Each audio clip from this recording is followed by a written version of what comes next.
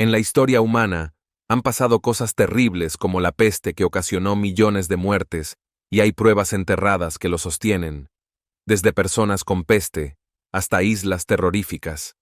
Estas son las 13 cosas que la Tierra testifica que pasaron hace miles de años. Número 13. La víctima de la peste bubónica. La peste bubónica, una de las enfermedades más temidas de la historia, ha perseguido a la humanidad durante miles de años.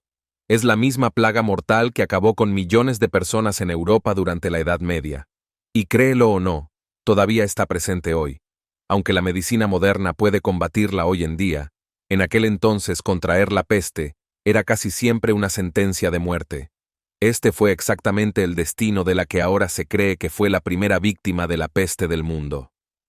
Un equipo de investigadores de Letonia y Alemania descubrió recientemente la cepa más antigua conocida de la bacteria causante de la peste, Yersinia pestis, en los restos de un cazador-recolector que vivió en Letonia hace 5.000 años. Este descubrimiento ha reescrito la cronología de la peste, mostrando que la bacteria mortal ha estado al acecho mucho más tiempo de lo que nadie había pensado. La víctima era un hombre joven, de entre 20 y 30 años, que probablemente murió después de ser mordido por un roedor infectado. Su cráneo fue desenterrado por primera vez en el siglo XIX, pero luego se perdió en el caos y terminó en la colección privada del antropólogo Rudolf Virchow, hasta que fue redescubierto en 2011.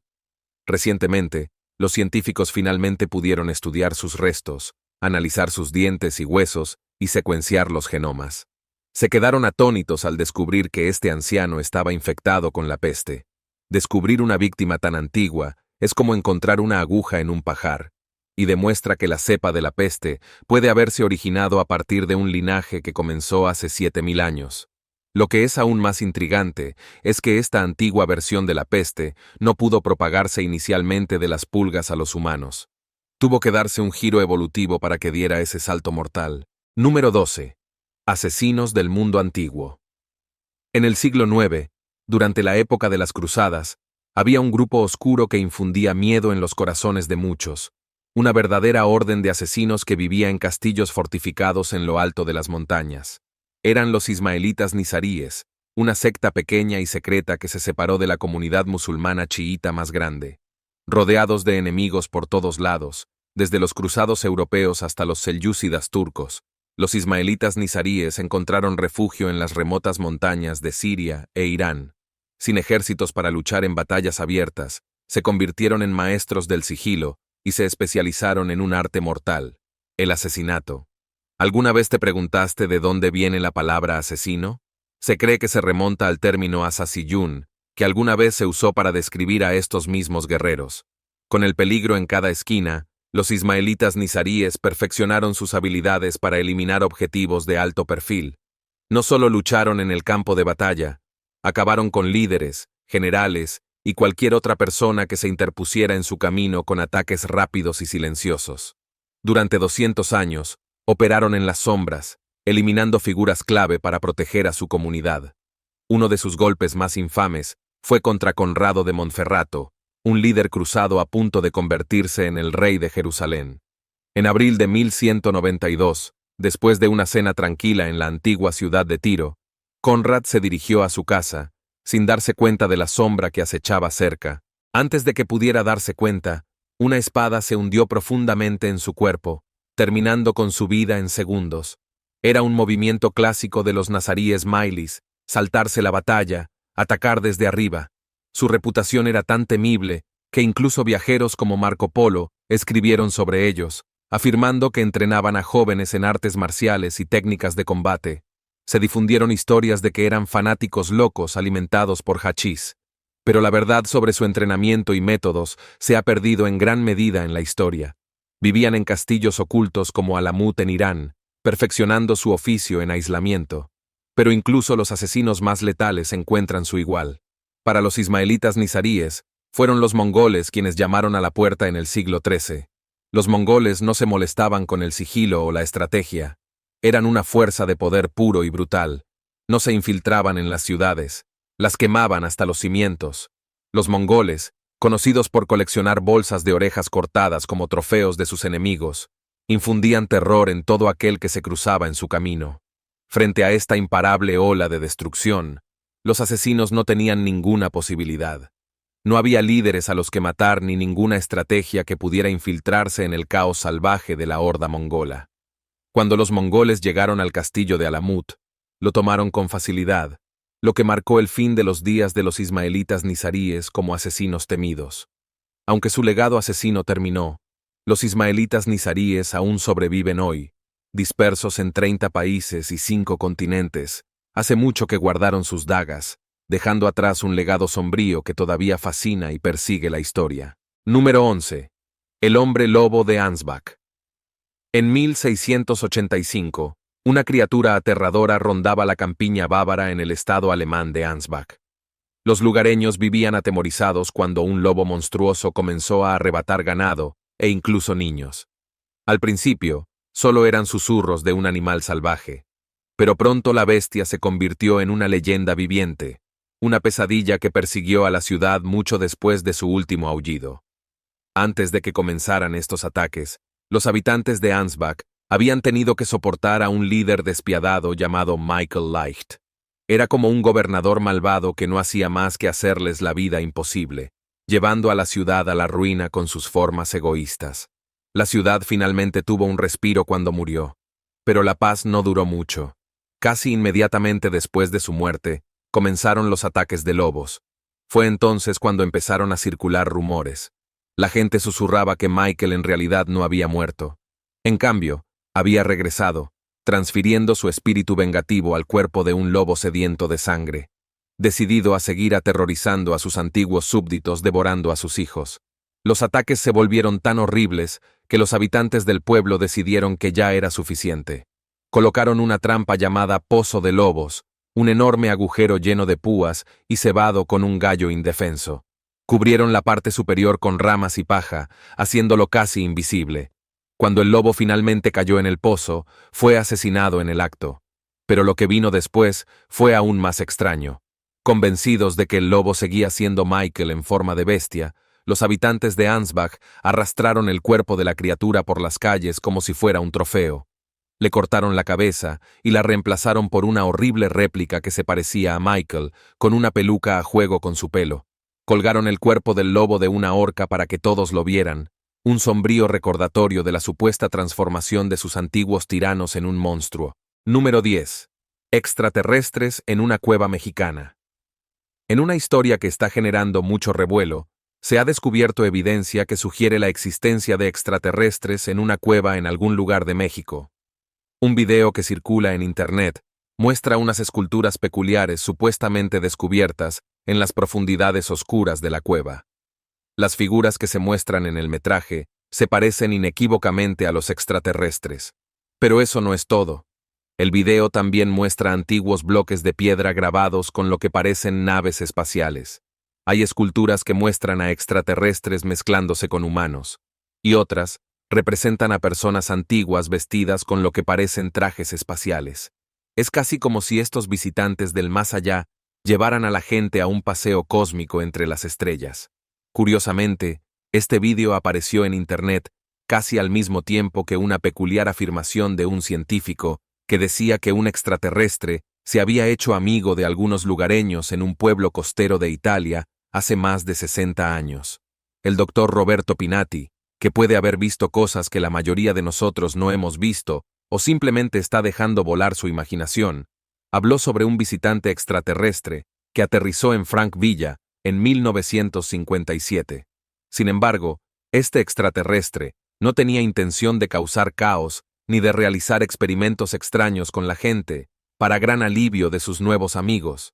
Según Roberto, este ser de otro mundo solo quería pasar el rato y hacer amigos, integrarse un poco.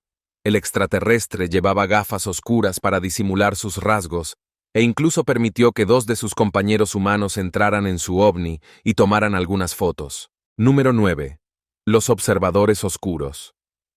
¿Has oído hablar alguna vez de los observadores oscuros que acechan en las montañas de Santa Lucía en California? Los excursionistas han visto estas inquietantes figuras durante años, pero nadie sabe realmente qué son. Algunas personas culpan al clima, Otras dicen que todo está en la cabeza de las personas. Pero hay quienes creen que los observadores oscuros son algo mucho más sobrenatural. Imagina a un excursionista solitario que se abre paso a través de las montañas mientras el sol se esconde, pintando el cielo con el último resplandor de la luz del día. De repente, más adelante, ve una figura alta. Parece casi humana, pero está hecha completamente de oscuridad, como una sombra que ha cobrado vida. El miedo se apodera del excursionista y se congela, sin saber qué hacer. Tal vez se acerque un paso más, o tal vez se dé la vuelta para correr. Pero antes de que puedan hacer un movimiento, la figura oscura desaparece, desvaneciéndose en el aire como si nunca hubiera estado allí. Todo lo que queda es una sensación incómoda, como si se hubieran cruzado con algo que no deberían haber hecho. Así es como se siente encontrarse con un observador oscuro, y no es tan raro como se podría pensar. Los encuentros con estos extraños observadores se han ido acumulando, y algunos dicen que se están volviendo tan comunes como los avistamientos de Bigfoot. Docenas de excursionistas que se han aventurado en las montañas de Santa Lucía cerca de Big Sur cuentan la misma historia. Ven una figura alta, a menudo con sombrero y un bastón, de pie a unos 10 pies de altura, siempre observando, pero nunca involucrándose. En el momento en que los notas, desaparecen sin dejar rastro, dejándote con la sensación de estar siendo observado e inquieto. Jason Offutt, un experto en todo lo extraño, dice que los observadores oscuros no hacen mucho, solo se quedan allí observando. Si intentas acercarte, simplemente se desvanecen, como humo en el viento. Algunos creen que la leyenda de los vigilantes oscuros se remonta al pueblo Chumash, que ha llamado a California su hogar durante unos 13,000 años. Dicen que los Chumash temían a estas figuras sombrías mucho antes de que aparecieran los colonizadores europeos. Y cuando los españoles finalmente llegaron en el siglo XVII, ellos también comenzaron a ver las mismas cosas. Los españoles los llamaron los vigilantes, oscuros, y desde entonces, los avistamientos nunca han cesado. Curiosamente, se han visto entidades similares en otros lugares, como en las montañas Cairngorm de Escocia. Los excursionistas cerca de la cima de Ben Macdui han informado haber visto algo llamado el Gran Hombre Gris, una sombra enorme que parece seguirlos, pero desaparece en el momento en que intentan acercarse. Algunos científicos y meteorólogos, como John Knoll, han sugerido que estos avistamientos podrían ser simplemente juegos de luz y sombra. Sombra, la silueta de un excursionista deformada por la luz que se desvanece al anochecer. Pero, ya sean espíritus, fenómenos meteorológicos o algo completamente distinto, los vigilantes oscuros siguen siendo uno de los misterios más escalofriantes de las montañas. Número 8. Los cultos a las serpientes. Los esenios no eran un culto a la serpiente, pero eran un grupo importante en la preservación de tradiciones y secretos antiguos, en particular a través de los rollos del Mar Muerto. Originarios de Judea alrededor del siglo II a.C., los esenios eran una secta judía mística con prácticas distintivas. Si bien estaban profundamente arraigados en la tradición judía, sus creencias los diferenciaban. Practicaban el celibato extremo, participaban en rigurosos rituales de pureza y tenían la firme convicción de que el fin de los tiempos era inminente. Veían la historia dividida en dos eras, la corrupta en la que vivían y la perfecta que seguiría a un gran apocalipsis. Los esenios también afirmaban poseer un conocimiento oculto que los diferenciaba, y algunos estudiosos sugieren que el propio Jesús podría haber sido parte de su círculo, con esta sabiduría secreta. Los textos prohibidos, como los encontrados en los rollos del Mar Muerto, probablemente se referían a este misterioso conocimiento, y el rastro de secretos parece remontarse a lo largo de la historia.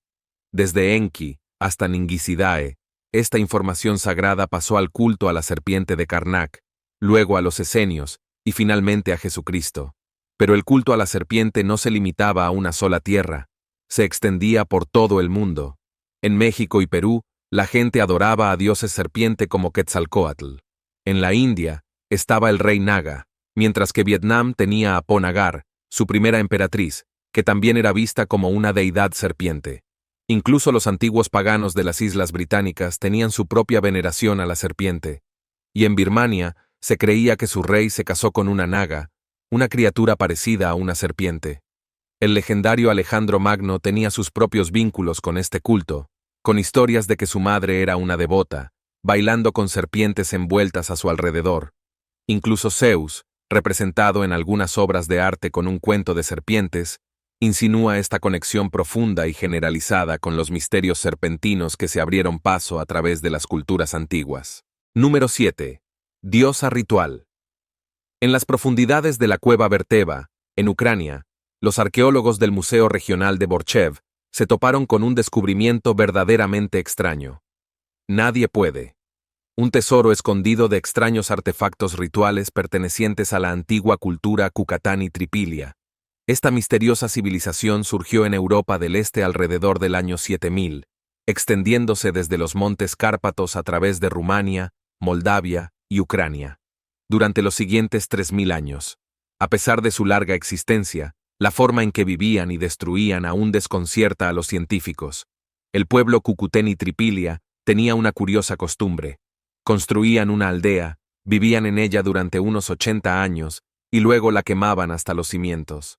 Este patrón se repitió innumerables veces, y los expertos todavía se preguntan por qué estaban tan obsesionados con quemar sus propios asentamientos. A medida que su cultura creció, comenzaron a construir ciudades más grandes, incluida Talianki, que algunos académicos creen que puede haber sido más extensa que las primeras ciudades-estado de Mesopotamia. No se sabe mucho sobre sus creencias religiosas, pero los hallazgos en la cueva permiten vislumbrar sus misteriosos rituales. El equipo encontró un nicho oculto en la pared de la cueva lleno de pequeñas figurillas de arcilla. Estas figuras tenían la forma de una diosa desconocida, lo que sugiere prácticas de adoración extrañas, centradas en una deidad sin nombre. Está claro que algo profundamente inusual y ritualista estaba sucediendo en esta cueva, y agrega otra capa de intriga a la ya desconcertante cultura de la Tripelia de Cucuteni. Número 6. Isla misteriosa en Gales. Justo frente a la costa de Anglesey y Gales se encuentra una joya poco conocida llamada Holy Island. Ahora bien, no la confundas con la Holy Island en Inglaterra. Esta es mucho más pequeña, de aproximadamente 15 millas cuadradas de tamaño, pero está llena de secretos que se remontan a 6000 años. En 2006, el Gwynedd Archaeological Trust inició una serie de excavaciones en Holy Island. Se estaban preparando para un importante desarrollo gubernamental, y lo que descubrieron superó con creces sus expectativas más alocadas. Los arqueólogos tamizaron cuidadosamente el suelo de esta pequeña isla, asombrados por la riqueza de artefactos antiguos que emergían del suelo. Jane Kenny, una de las arqueólogas principales que lidera el equipo, informó sobre los increíbles restos de una casa de madera construida por personas del Neolítico hace casi 5700 años. Debido a que la isla sagrada es tan pequeña y no ha sido desarrollada en gran medida a lo largo de los siglos, su historia ha permanecido prácticamente intacta. Esto les dio a los investigadores una oportunidad única de rastrear los cambios que han ocurrido en la isla durante los últimos 6000 años. Sus esfuerzos pronto revelaron un pueblo de piedra entero de hace unos 2400 años. Encontraron casas redondas construidas en piedra y otras estructuras, algunas de las cuales estaban cuidadosamente alineadas con el amanecer de primavera. A medida que cavaban más profundamente, descubrieron joyas y artículos de uso diario de la Edad de Bronce, lo que sugiere una comunidad bulliciosa que alguna vez prosperó aquí durante miles de años. A pesar de estos descubrimientos, todavía hay muchas preguntas sin respuesta. ¿Quiénes eran estas personas antiguas? ¿En qué creían? Y quizás el mayor misterio de todos, ¿por qué finalmente abandonaron esta isla? Por ahora, estas preguntas siguen sin respuesta, pero las pistas que quedaron en la isla sagrada siguen alimentando la imaginación, ofreciendo visiones de un pasado que es a la vez misterioso y fascinante. Número 5. El inframundo maya. Al sur de la tranquila ciudad mexicana de Del Chiquillo, un equipo de investigadores se topó con lo que los antiguos mayas creían que era la entrada al inframundo. Dirigidos por el arqueólogo Bradley Russell, el grupo de buceadores se aventuró en las profundidades de un enorme cenote, descendiendo más de 60 pies hacia la inquietante oscuridad. Aunque no llegaron realmente al reino de los muertos, el viaje se sintió como un viaje directo a las fauces de algo siniestro.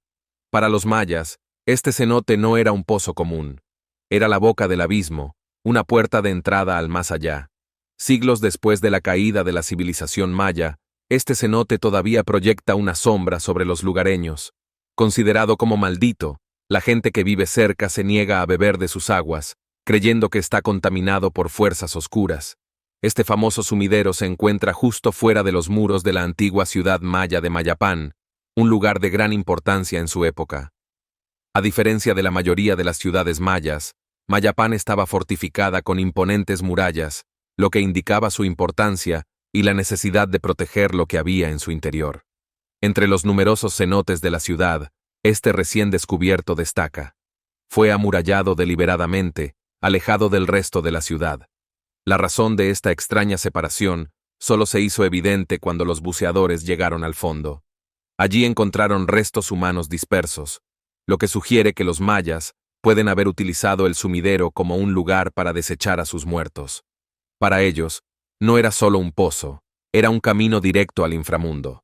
Probablemente, arrojar cuerpos a las aguas oscuras se consideraba una forma de enviar las almas directamente al más allá, evitando por completo el reino terrenal. La escalofriante evidencia apunta a una práctica ritualista que refleja las creencias profundamente arraigadas de los mayas en la muerte, la oscuridad y el más allá, prueba de que para ellos, este no era un sumidero común y corriente, sino la mismísima boca del infierno. Número 4. Akenatón. El antiguo Egipto siempre ha estado lleno de misterios, pero ninguno como el extraño caso del faraón Akenatón. Nacido como Amenhotep IV en 1353 a.C., este gobernante puso patas arriba el reino. Durante la 18ª dinastía, abandonó su antiguo nombre, trasladó la capital de Tebas a Amarna y revolucionó todo el sistema religioso al crear el culto al Diez, una creencia centrada en la adoración del disco solar, una forma del dios Ra. Akenatón declaró que Ra era el único dios, y exigió que todos abandonaran a los antiguos dioses de la noche a la mañana. Como es de suponer, esto no sentó nada bien al pueblo. Sus cambios repentinos y radicales lo convirtieron en el enemigo público número 1. Y muchos lo veían como un loco. A pesar de todo este caos, su fiel esposa Nefertiti se mantuvo a su lado. Pero Akenatón no solo era polémico, también tenía un aspecto extraño. Las teorías sobre sus orígenes van mucho más allá de los muros del palacio. Los entusiastas de los alienígenas ancestrales creen que podría no haber sido humano en absoluto. Las descripciones del faraón lo describen como delgado, con una barriga redonda, un cuello anormalmente largo, un cráneo alargado y ojos enormes que parecen más propios de un póster de ciencia ficción que de un monumento antiguo. Cada estatua, cada talla lo hace parecer una criatura de otro mundo. Mientras algunos juran que esto es una prueba de que era un extraterrestre, los historiadores tienen una explicación más simple. Sugieren que Akenatón puede haber sufrido el síndrome de Marfan, un trastorno genético que puede hacer que las personas parezcan estiradas, con extremidades largas y proporciones extrañas. Sin embargo, la historia solo se vuelve más extraña. Persisten los rumores sobre monedas antiguas que muestran seres con cabezas grandes y ojos almendrados. Y luego está la historia de extraños escudos de metal vinculados a Akenatón. Supuestamente, el profesor Winwood descubrió estos misteriosos artefactos en una tumba relacionada con el controvertido faraón, pero los detalles son turbios. Según la historia, Akenatón robó las reliquias y luego lo arrestaron por ello. Los expertos a menudo descartan la apariencia alienígena de Akenatón como resultado de que las familias reales de Egipto mantenían las cosas demasiado en secreto. Genéticamente hablando, las relaciones incestuosas eran comunes entre la realeza, y esto dio lugar a algunas características realmente inusuales. Ya sea que Akenatón fuera simplemente un humano enfermizo o algo mucho más extraño, una cosa es segura, su legado es de lo más extraño. Número 3. El Evangelio de la infancia de Tomás. Escondido en un rincón polvoriento de la biblioteca de una universidad alemana, un misterioso trozo de papiro permaneció olvidado durante décadas. Recientemente, los investigadores se dieron cuenta de que tenían en sus manos la copia más antigua que sobrevivió del Evangelio de la infancia de Tomás, una historia controvertida y alocada que nunca llegó a aparecer en la Biblia. Este antiguo Evangelio, que data del siglo II, ya se consideraba escandaloso incluso en aquel entonces. Alrededor del año 180 después de Cristo, Un obispo llamado Ireneo de León lo criticó como un texto herético. Y no es difícil ver por qué. Cuenta la historia de un tipo muy diferente de Jesús. A diferencia de la imagen gentil de Jesús que conocemos, este evangelio lo muestra como un niño travieso, enérgico y a veces, francamente aterrador. La historia se centra en los primeros años de la vida de Jesús, de los 5 a los 12 años, un periodo de tiempo que no se cubre en ningún otro texto bíblico. Desde el principio, Jesús es retratado como un niño prodigio con poderes increíbles. Pero sus milagros no fueron todos arcoíris y bendiciones. Según este evangelio, el joven Jesús no solo hizo maravillas, también lanzó maldiciones. Un capítulo describe cómo Jesús, cuando era niño, moldeó pájaros de arcilla y les dio vida con solo una palabra. Pero las cosas tomaron un giro más oscuro cuando otro niño arruinó accidentalmente un poco de agua que Jesús había recolectado.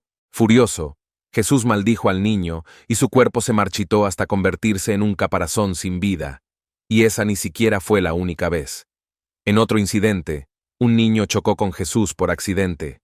La mayoría de los niños no le darían importancia, pero Jesús lanzó un hechizo y el niño cayó muerto en el acto.